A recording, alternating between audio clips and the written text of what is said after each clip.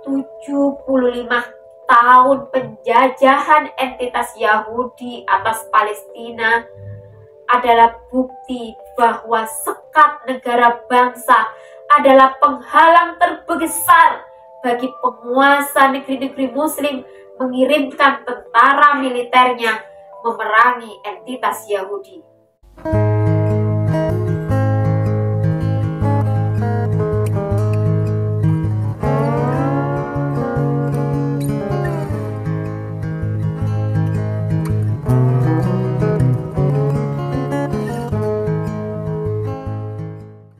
Bismillahirrahmanirrahim. Assalamualaikum warahmatullahi wabarakatuh.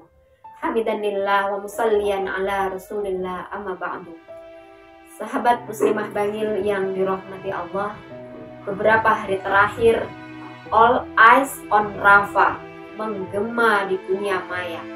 Seruan tersebut bermula dari agresi militer Zionis yang membabi buta melakukan serangan udara pada Ahad 26 Mei 2024 yang mengakibatkan kebakaran 14 tenda pengungsi di distrik Tel Sultan, kota Rafah.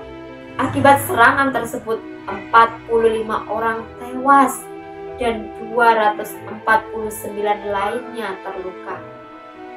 2 hari setelahnya mereka menembaki kamp pengungsi Al-Mawasi di sebelah barat Rafah, menewaskan sedikitnya 21 orang, termasuk diantaranya 12 perempuan. Dan beberapa hari terakhir terjadi penjajahan di kamp Nusairat dengan 274 syahid, 698 luka-luka pada 9 Juni 2024 lalu.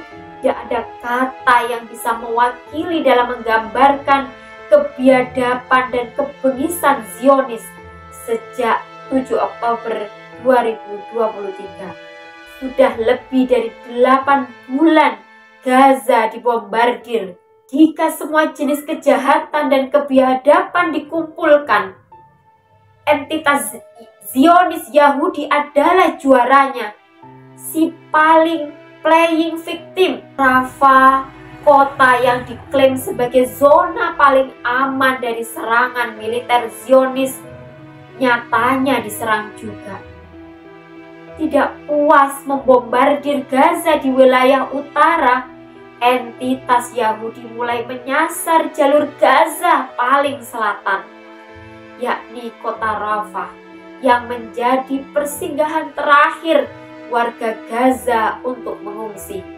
Tidak ada lagi tempat aman bagi warga Palestina, termasuk anak-anak dan kaum perempuan. Gaza menjadi kota mati, merata dengan tanah dan reruntuhan bangunan. Duka Palestina adalah duka kita semua. Kebengisan entitas Yahudi yang sudah melebihi perilaku manusia. Bagi seorang muslim, berpihak pada Palestina adalah kewajiban dan tuntutan akidah Islam. Panggilan akidah ini harus menjadi pendorong bagi setiap muslim untuk menyuarakan dan membela Palestina. Isu Palestina adalah masalah global yang harusnya menyatukan pemikiran dan perasaan umat Islam, kecuali bagi mereka yang iman dan rasa kemanusiaannya sudah mati. Bersatunya umat dalam persatuan akidah Islam adalah kunci kebangkitan, peradaban, dan kejayaan Islam. Palestina adalah barometer kondisi umat Islam, sekaligus katalisator kebangkitan dan kesadaran umat akan pentingnya seorang khalifah yang satu bagi umat Islam sedunia. 75 tahun penjajahan entitas Yahudi atas Palestina adalah bukti bahwa sekat negara bangsa adalah penghalang terbesar bagi penguasa negeri-negeri muslim mengirimkan tentara tentara militernya memerangi entitas Yahudi. Nasionalisme jugalah yang membuat negara Khilafah Utsmaniyah mudah dirongrong dan berpecah belah menjadi lebih dari 50 negeri muslim. Ikatan sukuisme, pan-islamisme, pan-arabisme, dan gerakan Turki muda yang digagas Mustafa Kemal sebagai agen Inggris telah menginisiasi berdirinya negara sekuler Turki hingga khilafah dihancurkan pada 1924. Ketiadaan khilafah menjadi awal mula malapetaka bagi Palestina. Migrasi besar-besaran bangsa Yahudi dari Eropa, pengusiran, pencaplokan, hingga penjajahan tanah Palestina oleh entitas Yahudi terjadi tanpa henti. Fakta inilah yang harus disampaikan ke tengah umat agar mereka mengingat sejarah Palestina hidup damai ketika khilafah ada dan keterpurukan melanda saat khilafah tidak lagi menjadi perisai mereka. Kaum muslimin harus memahami bahwa tanpa khilafah Palestina akan tetap terjajah, sebab pokok persoalan utama Palestina adalah berdirinya entitas Yahudi di tanah Palestina. Maka satu-satunya solusi hakiki bagi Palestina adalah dengan tegaknya khilafah dan hadirnya seorang khalifah yang akan mengusir dan memerangi Yahudi. Umat tidak perlu berharap pada resolusi PBB, karena puluhan resolusi itu faktanya tidak berguna jika AS dan sekutunya menggunakan hak vetonya dalam menganulir kemerdekaan Palestina. Solusi bagi Palestina juga bukan dengan solusi dua negara atau two-state solution, sebab itu berarti mengakui berdirinya negara Zionis di tanah kaum muslimin.